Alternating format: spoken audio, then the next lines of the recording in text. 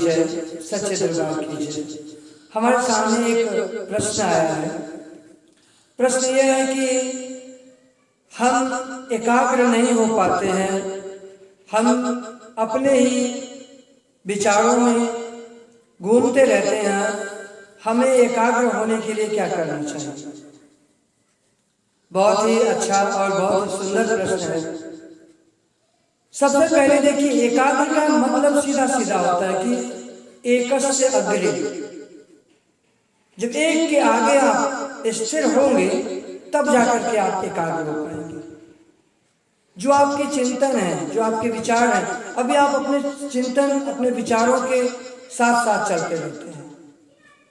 आपके अंदर जो चिंतन, जैसे जो है कि कोई भी कार्य है, जो कार्य है आप उस कार्य के साथ चलते रहते हैं कि जी ये काम मुझे ऐसे करना है, इसको इसमें करना है, इस प्रकार से इत्यादि। तो आप अपने कार्यों के साथ चलते रहते हैं, लेकिन इससे परिणाम क्या होता है कि आप जितना ज़्यादा उन विचारों में चलते हैं उतने ही ज़्यादा आपको शरीर से शिथिलता, थकान और मन जो है कि तरह तरह के उधेड़-बुन में लगा रहता, आप शांत नहीं हो पाते हैं। इसके लिए आपको यह करना है कि सबसे पहले आप उस एक बिंदु को जान लीजिए।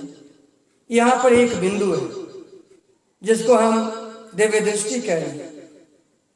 ये जो दिव्य दृष्टि है, ये जो बिंदु है, ये जो बिंदु आपको प्राप्त होगा तो इस बिंदु के प्राप्त होने से आप एकाग्र होंगे, आप स्थिर होंगे। स्थिर होने के साथ साथ आपकी शक्ति भी बढ़ेगी और जो करना है वो एक एक करके आप करेंगे। वैसे भी एक समय में तो आप एक ही काम करेंगे। मान लीजिए बच्चे को विद्यालय भेजना है तो बच्चे को विद्यालय ही भेजेंगे।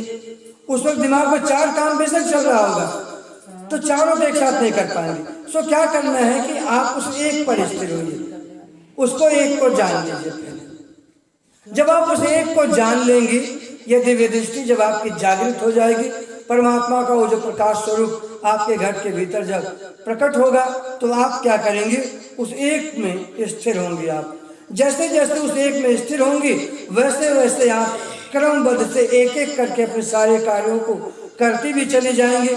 आप करने के साथ साथ आप शांत भी रहेंगे।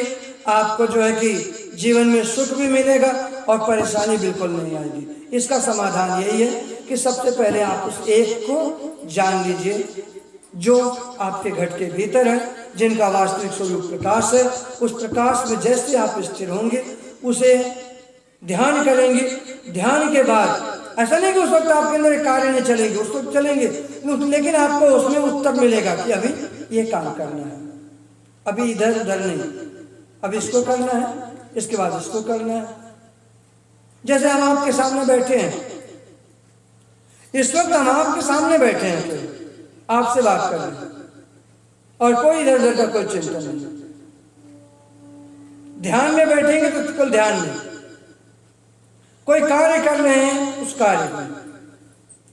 इससे क्या होगा कि आपकी जो शक्ति है जो बिखरी हुई है वो आपके पास होगी, आपकी एनर्जी बढ़ेगी, आपकी शक्ति बढ़ेगी, आपकी ऊर्जा स्ट्रांग होगी, मजबूत होगी और आप अपने कार्य को और अच्छे से कर पाएंगे। परेशानी नहीं आएगी बल्कि लोगों को आप सही दिशा दे पाएंगे। ठीक है, तो इसको कैसे करना होगा? इसको करने का जो शाश्वत विधि है, तरीका है, वह यह है कि आपको उस महान गुरु की आवश्यकता है जो आपके मस्तिष्क पर हाथ रखकर इस दिव्य दृष्टि को जागृत कर उस परमात्मा के प्रकाश स्वरूप को प्रकट कर आपको उस ध्यान में जाने की विधि बताएंगे।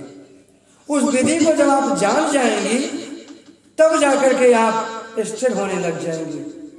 और यही सिद्धांत है। इसी सिद्धांत से हम स्वयं स्थिर हुए हैं और इसी सिद्धांत को समस्त शास्त्रों में कहा गया है और इसी सिद्धांत से सब कुछ क्लियर होता है। ठीक है, इसी के साथ ही भगवान को विराम देंगे। बोले सतगुरु भगवान की जय, सच्चे दरबार की जय।